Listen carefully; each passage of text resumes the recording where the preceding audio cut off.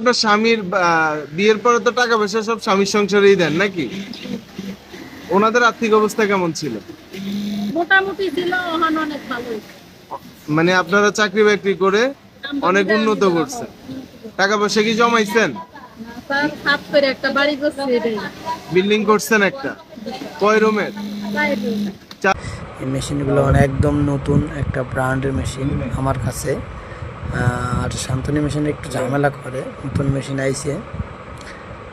এই যে এখন আমি দেখেন দেয়ালের বক্স লাগা শেষ। এখন আমি এই যে একটা করে বক্স লাগাবো, একটা করে টাইট দেবো, একটা করে সুতে ধরাই দেবো, আর কাপড় নামবে।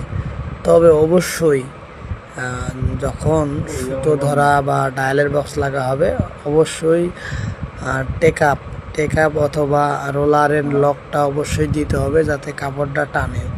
না টানলে ফুলে উঠবে। অবশ্যই কাপড়টা একটু হালকা টাইট রাখতে হবে এবং লক ফালাই দিতে হবে। লক যদি না ফালাই দেন, সেই ক্ষেত্রে আপনাদের কাপড় ফুলে ওঠার সম্ভাবনা থাকবে। এই জন্যই অবশ্যই ওটাকে খেয়াল রাখতে হবে। তবে এইভাবে কাপড় নামাইলে একা একা নামানো যাবে না। অবশ্যই একজনকে বক্স লাগাইতে হবে, পাশাপাশি আর একজনকে দেখতে হবে ফুলে টুলে উঠলো নাকি। আর সাইডের সুতোগুলো কোণ দিয়ে রাখতে হবে, যাতে হুইলের সাথে না পেঁচে, কারণ অবশ্যই হুইলের বেল পরাইতে হবে।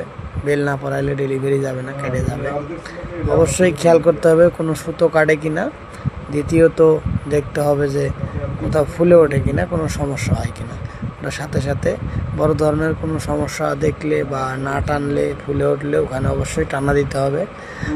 এভাবেই সুন্দর করে ঘুরিয়ে ঘুরিয়ে পুরো মেশিনের কাপড়টা নামানো যাবে। আমি কাপড়টা নামায় দেখাচ্ছি, ধৈর্য ধরে দেখতেই থাকুন। আমার এই ভিডিওটা ভালো লাগলে শেয়ার দিন, অবশ্যই ভালো লাগলে